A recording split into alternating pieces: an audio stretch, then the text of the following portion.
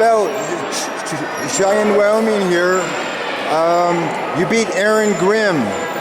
You've been wrestling, like we just talked about, for how many years now? I've been wrestling for, this year will be 25 years in August. 25 years? Yeah. Like I said, you don't even look that old. Thank you. I'm very lucky and very fortunate to train quite a few wrestlers. Probably the most well-known one is Royce Isaacs, who wrestles for New Japan Pro Wrestling, and he's a big star out in the indies everywhere. Wrestles for AEW, wrestles for pretty much everybody.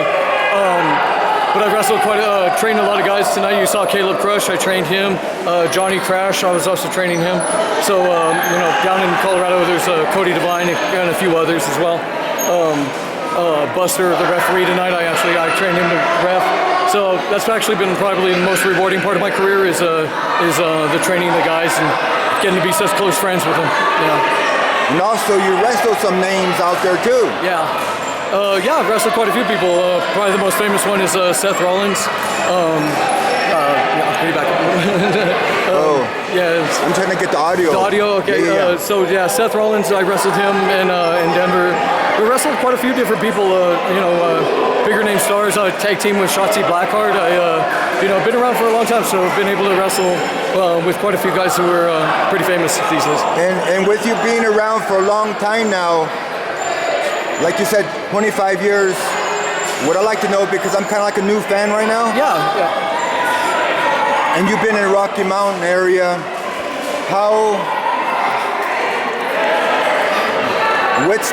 What's the level have you seen over the years? I know they've been probably ups and downs, but it looks like it's kind of up right now. It's really up right now. The talent level in this town is ridiculously high. I think, honestly, Colorado and Wyoming, this area, this Rocky Mountain area, is probably the best kept secret in pro wrestling right now because the talent level is ridiculously high. Really enjoying being in the ring with these guys. A lot of pros who really know what they're doing. Really can entertain people. Have great matches with all of these dudes for a great bunch of fans. So yeah, the talent level in Colorado and Wyoming and Rocky Mountain is insanely high right now. I'm very proud of this territory. And I noticed, it's just me being new about it, you have a lot of experience, but you're very skilled. You're kind of like a Lucha guy without the mask. Yeah, I've been wrestling kind of a cruiserweight indie high-flying style, lots of strikes and kicks and that kind of thing for this whole time. So yeah, I just kind of got into the rhythm of it that was a niche that kind of needed to be filled. I was trained by a wrestler, a Hall of Famer, legendary Dory Funk Jr., who's a chain wrestler, lots of moves, holds, reversals, that kind of thing. So that's how I was trained early. And then when I came out here and I saw that there was no high flyers and like no strikers really, I decided to kind of adapt my style to that, to kind of fill that gap. And I've been wrestling that style ever since. So yeah, very Lucha, Prodesu, Japanese, influences.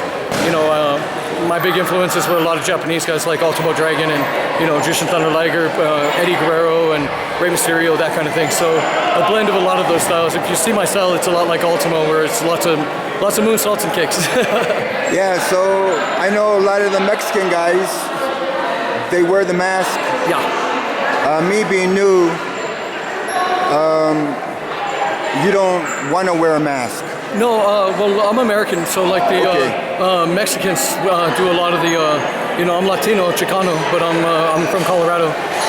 Masks and that kind of thing are really big in Mexico, and it's a cultural thing down there. Okay. So if you come up in Mexico, more than likely you will get a mask to start off. But I was trained American style, like I said, the catch as catch can kind of old school NWA type wrestling. That's how I was trained and brought up. So mask was never really an option. I wore one in practice one time to mess around, and I couldn't breathe in it. Yeah. So that's never been an honest option for me. But no, that's definitely a thing that the luchadors do, and I wouldn't want to invade on that because even though I'm Chicano and everything like that, I'm not part of that culture. So you're American-born, and that separates you from the Mexican nationals, who basically a lot of them wear the mask. Yeah. And a lot of Latinos with Mexican descent, wear that here in the United States too. I don't think anybody would be mad at me if I did it, but it was just never something I thought of when I was growing up, dreaming about being a wrestler. I never pictured myself with a mask, so I guess I just never even considered it before I started wrestling. And since I got you here, I listened to the podcast. You had family members wrestling first, and that's how introduced you to wrestling. Minus them, when you're watching wrestling, who is your kind of wrestling idols? Like I said, Ultimo Dragon was a big one. Rey Mysterio, a lot of the WCW cruiserweights. Okay. Towards, like I said, Rey, Eddie, Dean Malenko, Ultimo, Great Sasuke, Taka Michinoku, Tajiri, those kind of guys who wrestled that style were really influential on me. I really got into Protestu, so guys like the four pillars they have in Kobashi and Misawa and Kawada, those kind of guys. So like, I had a very high, Japan was really my biggest influence when it came to all of that. Those were really the guys I really looked up to, as those Japanese Protestu guys. But also the females out in Japan, the women out in Japan, the Joshi wrestlers, they call them. Akira Hokuto was a very big idol of mine. Aja Kong, Bull Nakano. I really liked their style. Like Akira Hokuto I was a big fan. So that kind of thing was really influenced me. Was really influenced by Japan, probably more than anything else. But yeah, a lot of like I said, the WCW cruiserweight scene at that time was really the hottest thing, and that's what I really look forward to seeing the most. So. And you look young. you look like you move around good still. Yeah. No, I'm still going. I don't know. As long as I can. My body starts to deteriorate, I'll definitely take a second look at it. I definitely don't want to be the guy who used to be good and still wrestles, you know what I'm saying? So as long as I feel like I'm still contributing and still going out there and putting on good matches and fans like it, then I'll still be here. I definitely don't see me wrestle 10 years from now, so the next few years are going to be really exciting and give everything I can, But like you said, you're more proud of who you actually taught and helped up the ranks than maybe your own wrestling accomplishments. Oh yeah, very very much so. My friends become family, become very close to me. So I'm very proud of their accomplishments. Don't take any credit for it, but I'm glad I was able to contribute at all. And I would love to be more into training, be able to train wrestlers more, do that kind of thing. So I was probably the part I most enjoyed about this business. I love being in the ring. I love performing for these guys. How you doing, buddy? But I get a lot from helping other guys get better at this, and I've been fortunate to be a part of a lot of really good wrestlers' journey through this thing and starting them off. And that's the biggest contribution I think I can make to wrestling, was to help train guys to get better. Yeah.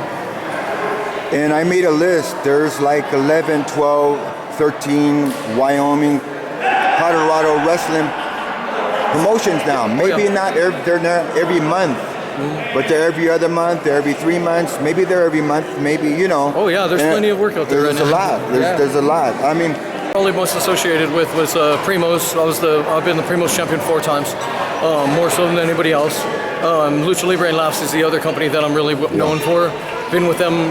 I'm the most booked wrestler in Lucha Libre and Laughs history, so that's where most people recognize me from, and we do big shows, so that's where I get a lot of attention. Very proud of that company because I've been with them since the beginning. To see them rise up to be doing sold out shows, sold out every show in 2023, sold out every show so far 2024. So I'm very lucky to be a part of their success and really proud of them. I also wrestle for CWC down in Colorado Springs, which is a newer company, only been around for a couple of years. Obviously, this company, first night I was here, I was able to win this thing, so I'm very proud of that. So I'm very happy with this. I was getting ready for you to jump off the other way, but I had to wait for that guy to be out of the ring, but he didn't get out of the ring. Yeah. And I was like... Sometimes they stay in the ring. If they stay in the ring, I can do that too, but if you get out of the ring, I'm going to land on you. Yeah. Yeah, but yeah. But so Lucha Libre and Laughs is Lucha Libre Laughs and Primos are the two that most people recognize me from. CWC is a new company, but they're doing great, and I'm looking forward to seeing what they're going to be able to do. And like I said, CWC right here in Wyoming, I love making the trip up here and wrestling for all these guys. The kids are great.